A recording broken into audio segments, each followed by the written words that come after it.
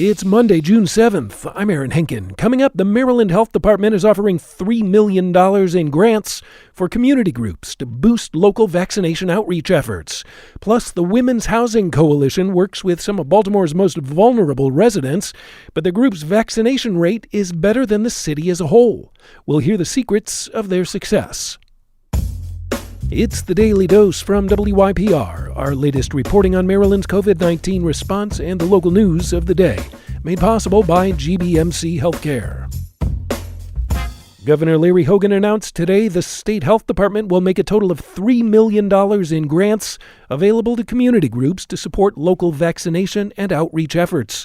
WYPR's Joel McCord has more. The department's Office of Minority Health-Based Initiatives is to award grants ranging from $50,000 to $250,000 to approximately 30 organizations through its Community COVID-19 Vaccination Project.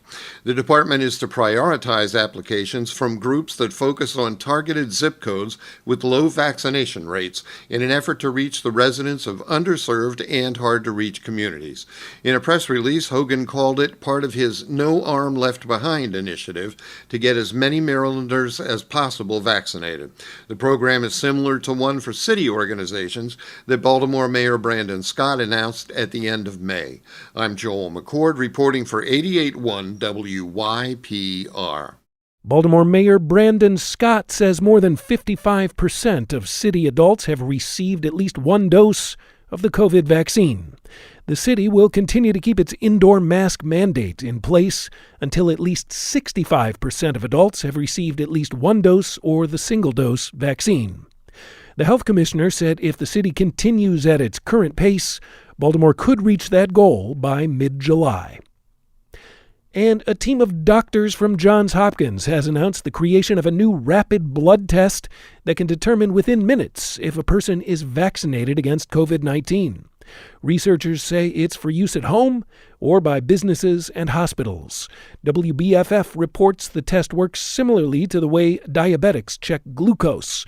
It takes a finger prick, a drop of blood, and a short wait time to show COVID antibodies and whether someone has gotten the shots.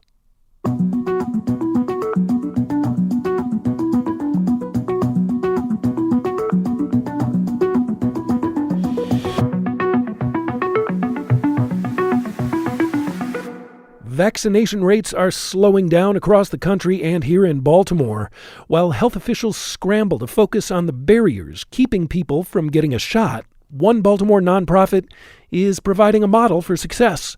Beth Benner is the executive director of the Women's Housing Coalition, which works with some of the city's most vulnerable citizens. And she spoke with Tom Hall today on WYPR's Midday Show. Benner said a lot of the Women's Housing Coalition residents feel let down by society. They've lost homes, lived on the streets, and been in and out of shelters. So when it comes to the prospect of a vaccine, trust building is job one. Then you add to the fact that a lot of our residents are Black and have, a lot of distrust of the medical community.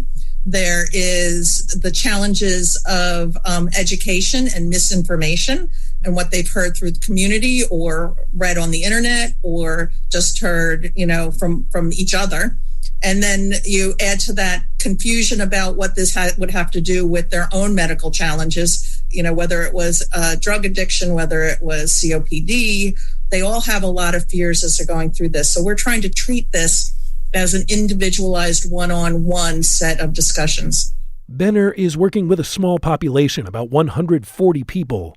But thanks to the concentrated efforts of her staff, the group is already well ahead of the city's vaccination rate as a whole. Right now, we are at a 67% vaccination rate. Getting an allocation from the Mayor's Office of Homeless Services and the Health Department, we've teamed up with a local provider who's using space in our building to do individualized vaccines at our building and our facility. Benner says incentives go a long way toward getting the vaccination numbers up.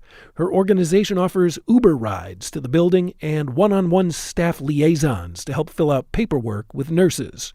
A number of in-kind donations have also served to sweeten the prospect of a vaccine. And so we let people shop for free after they got their vaccination, and they were able to leave with leggings and towels and sheets and things like that they would need and could use, shampoos, etc.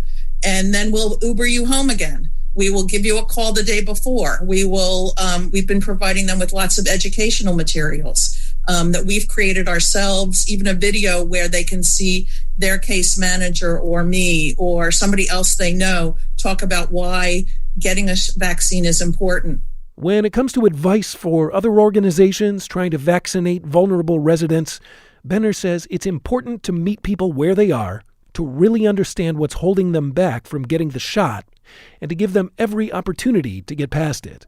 She also says it's okay to think small. We are thinking it 10 at a time, because the vial comes with 10 shots in it. So the more we can just think about those small chunks, we're going to get through our numbers. And our goal is to, meet or exceed the 70% vaccine rate as we go through it. Our ladies live together in 3 of our buildings. So we really would love to get to 100% in those buildings. Beth Benner, Executive Director of the Women's Housing Coalition, speaking today on WYPR's Midday. You can hear the rest of the conversation at the Midday page at wypr.org.